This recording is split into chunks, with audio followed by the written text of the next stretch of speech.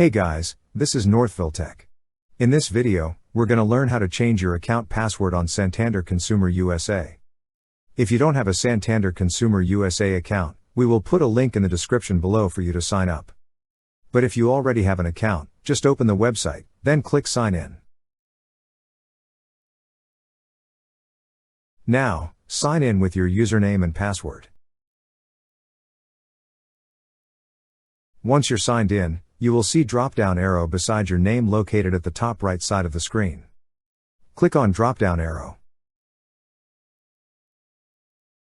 On the drop-down list, you will see an option for security. Click on Security. Now, enter your current password on the first field. On the second field, enter the new password you wish to use. Then enter it again on the third field to confirm. After entering, click on the Save button.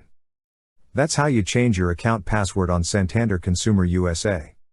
Thank you so much guys for watching, and if you have not yet subscribed to our YouTube channel, please subscribe to our YouTube channel as we create tech videos almost every day. Also check out our website northvilletech.com for great tech articles, and our recommended resources in the description below for various sign-up bonuses.